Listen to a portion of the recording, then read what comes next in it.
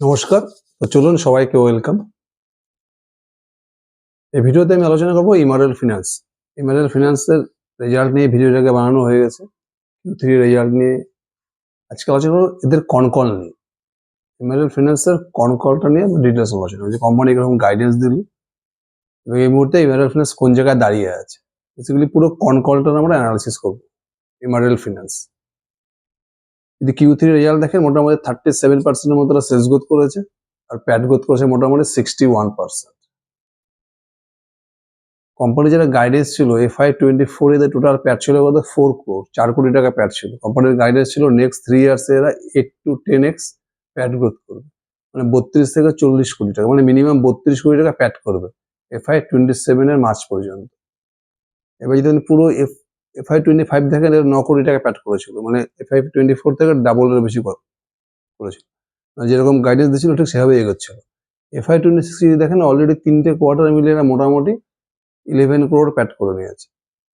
তাহলে মোটামুটি ধরা যায় FY26 এর কোম্পানি মোটামুটি 16 crore মতো প্যাট করে নিতে পারে।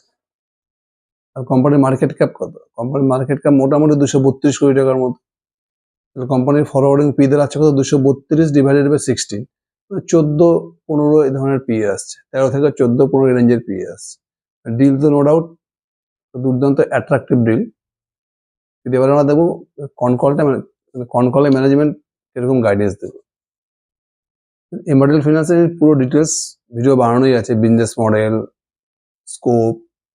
এদের বিজনেসটা বেসিক্যালি দুটো ভার্টিক্যাল রয়েছে বিজনেস। একটা হচ্ছে এটা হচ্ছে ইমারুয়েল ফিন্যান্স কিন্তু নর্মাল একটা এনবিএফসি কোম্পানি না, একটা বেসিক্যালি ফিনটেক কোম্পানি বলতে পারেন। পুরো টেকনোলজি ডিপেন্ডেন্ট কোম্পানি, এদের কোনো ব্রাঞ্চ এরা ডিপেন্ডেন্ট না, এটা পুরো প্ল্যাটফর্ম না টেকনোলজি, পুরো একটা আইটি কোম্পানি বলতে পারেন, ফিনটেক কোম্পানি বলতে পারেন। এদের দুটো সেগমেন্ট রয়েছে, একটা হচ্ছে কি এরা বড় বড় ব্যাংক এনবিএফসি যেরকম এইচডিএফসি ব্যাংক বা ইয়েস ব্যাংক এই ধরনের 40-এর উপরে 40 মোর দ্যান 40 40টার উপরে ব্যাংক বা এনবিএফসি এরা কি করে লোন ডিস্ট্রিবিউশনের কাজ করে, ডিএসএ লোন সোর্সিং এজেন্ট আর কি। নিজস্ব লোন বুক না, এটা অন্যান্য ব্যাংক এনবিএফসি লোন বুক এদের প্ল্যাটফর্মে এরা ডিস্ট্রিবিউট করে, মানে অন্যান্য ব্যাংক এনবিএফসির এটা কাস্টমার্স জোগাড় করে আর কি। এই বিজনেসটা কিন্তু খুব মানে একটা দুর্দান্ত বিজনেস, কারণ এখানে আপনার কোনো অ্যাসেট কোয়ালিটির কোনো রিস্ক নেই, নিজেরা লোন দিচ্ছে না, শুধু অন্যান্য ব্যাংক এনবিএফসি লোনটাকে সোর্সিং করেছে বা ডিস্ট্রিবিউট করেছে। তার বদলে কি পাচ্ছে এই সমস্ত ব্যাংক বা এনবিএফসি থেকে একটা কমিশন পেয়ে যায়, ফিজ ইনকাম, এটাকে বলে ফিজ ইনকাম। ইমারুয়েল ফিন্যান্স কিন্তু বেসিক্যালি একটা লোন সোর্সিং কোম্পানি, এদের এখনো 50% রেভিনিউ এখান থেকেই আসে, লোন সোর্সিং থেকে। আরো একটা ইনকাম আছে, নিজস্ব কিছু লোন বুকও রয়েছে, পার্সোনাল লোন বা এমএসএমই লোন, নিজস্ব কিছু লোন বুক রয়েছে। থার্ড সব থেকে ইম্পর্টেন্ট ভার্টিক্যাল যেখানে এখন সবার নজর, ইডাব্লিউএ, আর্লি ওয়েজ অ্যাক্সেস। এটা কি করছে, বিভিন্ন কর্পোরেট ছোট বড় সমস্ত কর্পোরেটদের সঙ্গে টাই আপ করছে। টাই আপ করে কি করছে এরা, এদের যে এমপ্লয়ি রয়েছে সেই সমস্ত এমপ্লয়ীদের এরা অ্যাডভান্স স্যালারি লোন দিচ্ছে। মনে করেন মাসের 15 তারিখে কোনো এমপ্লয়ের 20,000 টাকা দরকার, সেখানে ইমারুয়েল ফিন্যান্স লোনটা দিয়ে দিচ্ছে। কিভাবে লোনটা দিচ্ছে, এরা যে কর্পোরেট চাকরি করছে সেই কর্পোরেটের সঙ্গে টাই আপ করে তাদের হয়ে এরা লোনটা দিচ্ছে আর কি।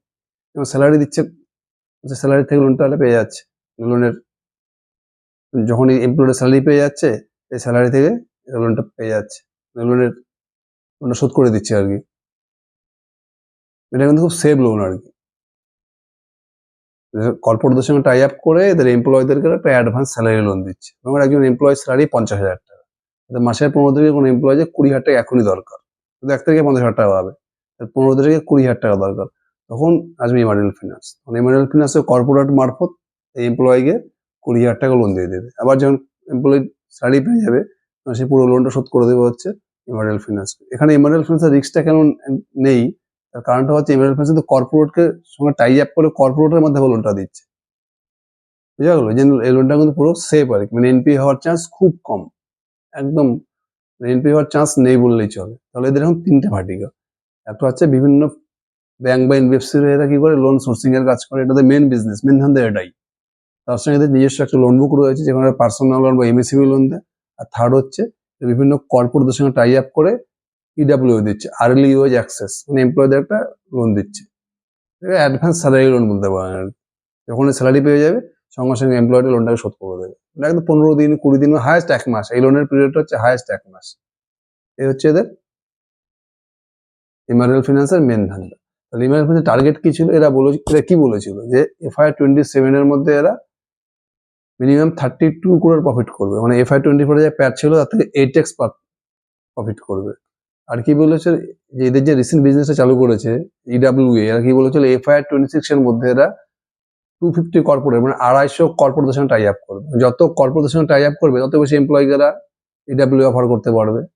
আর কি বলেছে যে FY26 এর মার্চের মধ্যে এরা যে EWA লোনটা ডিসবার্স করছে মোটামুটি 15 crore 15 কোটি টাকার মতো লোন ডিসবার্স হয়ে যাবে প্রতি মাসে। মান্থলি লোন ডিসবার্স করার রেটটা FY26 এর মার্চের মধ্যে মান্থলি মোটামুটি 15 crore মতো হয়ে যাবে। এবার দেখা যাক এদের অ্যাকচুয়াল রেজাল্টটা কি করেছে। যদি Q3 FY26 দেখেন, এরা মোটামুটি 180 টাকা কর্পোরেটের সঙ্গে টাই আপ করেছে। গাইডেন্স কি ছিল, পুরো বছরে পুরো FY26 এর মানে মার্চ পর্যন্ত 250 কর্পোরেটের সঙ্গে টাই আপ করবে। মানে এই কোয়ার্টারে মাত্র 35 কর্পোরেটের সঙ্গে টাই আপ করবে। মানে Q2 তে ছিল 145, Q3 তে ছিল টোটাল 180 কর্পোরেট, মানে Q3 তে অনলি 35 কর্পোরেটের সঙ্গে টাই আপ করেছে। মানে বোঝা যাচ্ছে পুরো FY26 এর যে গাইডেন্স ছিল 250 কর্পোরেট, এটা কিন্তু 250 কর্পোরেটের সঙ্গে টাই আপ করতে পারবে না। আমার নম্বরটা 220 থেকে 225 এটা ম্যাক্সিমাম হতে পারে, 250 কর্পোরেট হতে পারবে না। আর একটা কি গাইডেন্স ছিল মার্চের মধ্যে EWA যে লোনের ডিস্ট্রিবিউশনটা করছে এরা মার্চের মধ্যে, মার্চ মানে আস্তে আস্তে মোটামুটি মাসে 15 কোটি টাকার মতো ডিসবার্স করতে পারবে। এখনো পর্যন্ত যদি দেখেন আপ টু জানুয়ারিতে এরা মাত্র 8 কোটি টাকা, জানুয়ারি পর্যন্ত EWA রান রেট হচ্ছে, EWA যদি রান রেটটা দেখেন মোটামুটি 8 crore পার মান্থ, মানে মোটামুটি মার্চের মধ্যে এরা 12 কোটি টাকা মতো যেতে পারে। এখানেও কিন্তু এরা গাইডেন্সটাকে মিট করতে পারবে না। আর একটা গাইডেন্স কি ছিল যে FY27 এরা 32 crore প্যাট করবে। ওই জন্য পুরো FY26 দেখেন 3টে কোয়ার্টার মিলিয়ে এরা 11 কোটি টাকা প্যাট করেছে। মোটামুটি কোম্পানি FY26 এ ধরা যায় 16 কোটি টাকার মতো প্যাট করতে পারে। যদি FY26 এ 16 কোটি টাকা প্যাট করে, এবার FY27 এ কিন্তু এদেরকে ডাবল প্যাট করতে হবে, মানে 32 crore, মানে যা গাইডেন্স ওয়াইজ যা গাইডেন্স দিয়েছে সেই যদি এরা ফুলফিল করতে চায়, মানে FY27 যদি এরা 32 crore প্যাট করতে চায়, তাহলে FY26 থেকে FY27 এ কিন্তু এদের ডাবল প্যাট গ্রোথ করতে হবে। এটা কিন্তু কঠিন মনে হচ্ছে। আমার মনে হয় FY27 এ কোম্পানি 27 থেকে 28 কোটি টাকার উপরে প্যাট করতে গেলে এদের কিন্তু অনেক দুর্দান্ত বিজনেস করতে হবে। এবার হচ্ছে ম্যানেজমেন্ট কনকল এটা নিয়ে কি বলছে। কনকলে প্রথমে যারা কোশ্চেন করেছে, ফার্স্ট কোশ্চেন যে এদের লোন বুক, এরা যে অন্যান্য ফিনান্স কোম্পানির হয়ে ব্যাংক করে লোন সোর্সিং করছে বা লোন ডিস্ট্রিবিউট করছে, সেখানে কি বিজনেস কোন জায়গায় দাঁড়িয়ে আছে, ফিউচার গ্রোথ কিরকম আসতে পারে। এখানে দেখুন FY25 এদের টোটাল লোন বুক ছিল মোটামুটি যে লোনগুলো ওরা অন্যান্য ব্যাংক বা NBFC ডিস্ট্রিবিউট করছে, সেখানে 900 কোটি টাকার মতো ছিল FY25। FY26 এ যদি এদের টার্গেট ছিল মোটামুটি 1300 কোটি টাকার মতো। এখানে কিন্তু এরা একদম যেরকম গাইডেন্স ছিল ঠিক সেই অনুযায়ী চলে যাচ্ছে, মানে আরামসে কিন্তু FY26 এ মোটামুটি এটা লোন ডিস্ট্রিবিউশনটা যেটা মোটামুটি 1300 কোটি টাকা হয়ে যাবে। মানে FY26 এর Q3 তে মোটামুটি এরা 400 কোটি টাকা করে নিয়েছে লোন ডিস্ট্রিবিউশন। মানে এখানে যা গাইডেন্স ছিল মোটামুটি FY26 এ 1300 কোটি টাকা, 1200 থেকে 1300 কোটি টাকা আরামসে করে নেবে। ম্যানেজমেন্ট কি গাইডেন্স দিয়েছে যে ফরওয়ার্ড নেক্সট FY27 বা FY28 এটা 20 থেকে 30% করে গ্রোথ করতে থাকবে লোন ডিস্ট্রিবিউশন। মানে FY27 এটা হতে পারে 1600 কোটি টাকার মতো, বা FY28 এটা গিয়ে দাঁড়াতে পারে 2000 কোটি টাকার মতো। মানে 20 থেকে 30% করে FY27 FY28 এ লোন ডিস্ট্রিবিউশনটা গ্রোথ করতে পারে। এদের যে নিজস্ব লোন বুক, এখন ওদের মোটামুটি নিজস্ব লোন বুকে দাঁড়িয়েছে 115 কোটি টাকার মতো। নিজের MSME লোন দিচ্ছে বা পার্সোনাল লোন দিচ্ছে, এদের লোন বুকটা এখন মোটামুটি 115 কোটি টাকার মতো। এখানে ম্যানেজমেন্ট কি গাইডেন্স দিচ্ছে 20 থেকে 30% করে এরা গ্রোথ করবে। আগে যেরকম গাইডেন্স দিচ্ছিল এখন এটা মোটামুটি স্টেবল রয়েছে। মেন যেটা প্রবলেম হচ্ছে EWA টা নিয়ে বেশি কোশ্চেন আসছে। EWA তে ম্যানেজমেন্টের গাইডেন্স ছিল যে FY26 এ এরা 250 crore কর্পোরেটকে টাই আপ করবে। Q3 পর্যন্ত এরা মাত্র 180 কর্পোরেটকে টাই আপ করেছে। কনকলে এই কোশ্চেনটা বারবার উঠে এসেছে। ম্যানেজমেন্ট বলছে হ্যাঁ, আমাদের ম্যানেজমেন্ট এবার বলছে কি বলছে কনকলে যে আমরা হয়তো 250 কর্পোরেটের সাথে টাই আপ করতে পারবো না পুরো FY26, এটা গিয়ে দাঁড়াবে হয়তো 220 থেকে 225টা হতে পারে। তার কারণে ম্যানেজমেন্ট বলছে যে আমরা এখন খুব চুজি হয়ে গেছি আর কি, আমরা সব মানে প্রচুর আমাদের কাছে অ্যাপ্লিকেশন এসছে কর্পোরেটদের, কিন্তু আমরা বেশিরভাগ রিজেক্ট করে দিচ্ছি। যতক্ষণ মধ্যে যাদের ক্যাশ ফ্লো স্টেটমেন্ট ভালো আছে, ফিনান্সিয়াল স্টেটমেন্ট ভালো আছে, যাদের বিজনেসে ভালো আরোই জেনারেট করতে পারছে, আমরা সেই সব কোম্পানিকে শুধুমাত্র সেই সব কোম্পানির সাথেই টাই আপ করেছি। যার ফলে হয়তো এটা 250 কর্পোরেট না হতে পারে, 220 থেকে 225 হতে পারে। তার মানে কি এখানে কিন্তু ম্যানেজমেন্ট গাইডেন্সটাকে মিট করতে পারলো না, যেটা গাইডেন্স ছিল ম্যানেজমেন্ট সেই অনুযায়ী আগাতে পারলো না। একটা ছোট কোম্পানি না, 232 কোটি টাকা মার্কেট ক্যাপ, একটা এত স্মল ক্যাপ কোম্পানি, এখন যদি কোম্পানি গাইডেন্সের থেকে কম পারফর্ম করে সেটা কিন্তু মার্কেট ঠিকঠাক নেয় না। এটা হলো কোম্পানির প্রথম মাইনাস পয়েন্ট। 2 নম্বরে কি কোম্পানি বলছিল মার্চ পর্যন্ত যে ইডাব্লিউ ডিসবার্স করছে সেটা মোটামুটি monthly run rate, March up to March মোটামুটি মাসে 15 কোটি টাকার মতো হয়ে যাবে। যদি বিজনেসটা দেখেন এটা কিন্তু নভেম্বরে ছিল মোটামুটি মাসে 4 কোটি টাকা, ডিসেম্বরে ছিল 6 কোটি টাকা, জানুয়ারিতে হচ্ছে 8 কোটি টাকা। আশা করা যাচ্ছে ফেব্রুয়ারি মার্চ মোটামুটি 12 থেকে 12.5 কোটি টাকা হায়েস্ট যেতে পারে এদের মান্থলি ডিসবার্সমেন্ট ইডাব্লিউ এ, মানে 15 কোটি টাকা ওদের ফুলফিল হবে না। তার মানে এখানে কিন্তু ম্যানেজমেন্ট মোটামুটি গাইডেন্স ওয়াইজ পারফর্ম করতে পারলো না, এটা একটা নেগেটিভ পয়েন্ট। থার্ড পয়েন্ট হচ্ছে এদের গাইডেন্স কি ছিল যে 2024-এ FY24 তে টোটাল প্যাট ছিল 4 crore, বলেছিল FY27-এ 8 থেকে 10x গ্রোথ করবে, প্যাট গ্রোথ, মানে FY27 টোটাল প্যাট হবে 32 crore। এখনো পর্যন্ত আপনি FY26 দেখেন, 3টে কোয়ার্টার টোটাল মোটামুটি 11 কোটি টাকার মধ্যে প্যাট করেছে। যেভাবে বিজনেস এগোচ্ছে মোটামুটি FY26 এরা 16 crore মধ্যে প্যাট করে নেবে। কোম্পানি কি বলছে এটা নিয়ে, বলছে কোম্পানি যে আমরা FY27-এ যে গাইডেন্স ছিল 8x প্যাট গ্রোথ, মানে মিনিমাম 32 crore, এটা আমরা করে নেবো। তো একটি কোয়ার্টার আরো বেশি লাগতে পারে, FY27-এ বলা হয়তো FY28-এর ফার্স্ট কোয়ার্টারটা লাগতে পারে, কিন্তু আমাদের এটা মোটামুটি FY27-এ হয়ে যেতে পারে, FY27-এর এটা 32 crore প্যাট হয়ে যেতে পারে। যদি না হয় তাহলে FY28-এর ফার্স্ট কোয়ার্টারে কিন্তু এটা আমরা করে নেবো। মানে এখানে মধ্যে ম্যানেজমেন্ট একটু স্লিপারি হলো, যেটা গাইডেন্স ছিল ম্যানেজমেন্টের FY27 এরা 8x প্যাট গ্রোথ করবে, আর ম্যানেজমেন্ট কি বলছে আরো একটি কোয়ার্টার বেশি লাগতে পারে। এই তিনটে জিনিসই কিন্তু এদের যে গাইডেন্স দিয়েছিল সেই গাইডেন্সের থেকে একটু ম্যানেজমেন্ট কম পারফর্ম করছে। আর যখনই কোনো কোম্পানি, বিশেষ করে স্মল ক্যাপ কোম্পানি, যদি গাইডেন্সের থেকে একটু কম পারফর্ম করে সেটাকে কিন্তু মার্কেট নেগেটিভলি নেয়। তার মানে Q4 এর রেজাল্ট আসা পর্যন্ত Q4 এ ম্যানেজমেন্ট কিরকম পারফর্মস করে তারপরে কিন্তু ইমারেল ফিন্যান্সের শেয়ারের বাইং প্রেশারটা আসাটা ডিপেন্ড করবে আর কি। বাকি কিন্তু আপনি সমস্ত জিনিস দেখেন, বিজনেস কিন্তু একদম পারফেক্ট। মানে কোম্পানি কিন্তু লাগাতার আপনি দেখুন লাস্ট 2 বছর থেকে এভরি কোয়ার্টারে 50%, 60%, 70% করে গ্রোথ করে যাচ্ছে। কিন্তু কোম্পানি যে গাইডেন্স দিয়েছিল FY27 এর গাইডেন্সটা ঠিকঠাক মিট করতে পারছে না আর কি। গাইডেন্স অনুযায়ী FY26 এর পারফরমেন্স একটু খারাপ, আর FY26 যদি রেভিনিউ গাইডেন্সটা দেখেন সেখান থেকে কিন্তু কোম্পানি একটু পিছিয়ে আছে, যে মার্কেট কিন্তু একটু ওয়েট করছে, এই জন্য ইমারেল ফিন্যান্সে কি হচ্ছে বাইং প্রেশারটা আসছে না। বাকি কিন্তু সমস্ত কিছু এদের যদি অ্যাসেট কোয়ালিটি দেখেন, এই কোয়ার্টারও মাত্র একটি এনপিএ হয়েছে, গত কোয়ার্টারে 2টো এনপিএ ছিল, তার মধ্যে একটি কালেকশন হয়ে গেছে। আর এই কোয়ার্টারে যেটা এনপিএ হয়েছে এদের ইডাব্লিউ তে 26 লাখ, যেই 26,000-এর মধ্যে মানে হয়েছিল এদের, একটা কাস্টমারই এদের ডিফল্টার হয়েছিল, তবুও তার মোটামুটি অনেকটা টাকা কিন্তু এরা কালেকশন করে নিয়েছে। মোটামুটি এদের কিন্তু অ্যাসেট কোয়ালিটি দুর্দান্ত, 0.3 কি 0.4 আছে এনপিএ, সুপার অ্যাসেট কোয়ালিটি। প্রত্যেকটা বিজনেস কিন্তু একদম পারফেক্ট ডাইরেকশনে যাচ্ছে, কিন্তু সমস্যা হচ্ছে গাইডেন্সটাকে মিট করতে পারছে না, মানে গাইডেন্স ওয়াইজ পারফর্ম করতে পারছে না।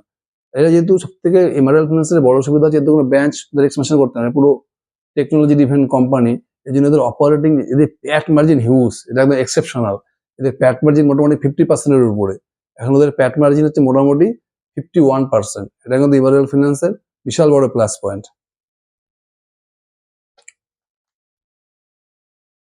আর এদের যে গোল্ড লোনে কিন্তু দুর্দান্ত গ্রোথ দেখা যাচ্ছে, এদের যে এখন এই যে লোন ডিস্ট্রিবিউশন কাজ করছে, ডিএসএ মানে ডাইরেক্ট যে বিভিন্ন ফিনান্স বা ব্যাংকের যে লোনগুলো এটা ডিস্ট্রিবিউট করছে, সোর্সিং করছে, এখানে ওদের মেন গ্রোথ হচ্ছে গোল্ড লোন, যা ডিস্ট্রিবিউট করছে তার মোটামুটি 60 থেকে 65% হচ্ছে গোল্ড লোন।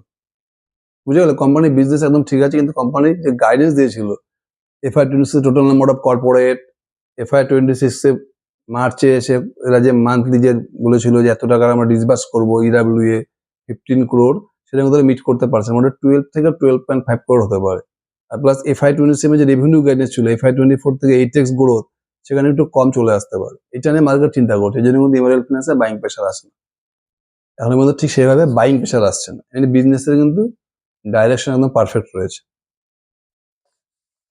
আচ্ছা, এদের ফিউচার যেটা ম্যানেজমেন্ট কনকলে বলেছে, অর্থাৎ আমাদের একটি বা দুটি কোয়ার্টার আমরা গাইডেন্স মিট নাও করতে পারি, একটি কোয়ার্টার বেশি লাগতে, কিন্তু আমাদের এমআরএল ফিন্যান্সের বিজনেসের আউটলুক দুর্দান্ত। কারণ এদের যে ইডাব্লিউ রেভিনিউটা দেখুন, টোটাল বিজনেসের মাত্র 6 থেকে 7% রেভিনিউ ইডাব্লিউ, খুব ছোট জায়গায় রয়েছে ইডাব্লিউ, কিন্তু ইডাব্লিউ তে স্কোপ প্রচুর রয়েছে, মানে ভারতবর্ষে প্রচুর কর্পোরেট রয়েছে, লক্ষ লক্ষ কর্পোরেট, এদের মাত্র এখন 180 কর্পোরেট, মানে এখান থেকে এদের স্কোপের প্রচুর জায়গা আছে।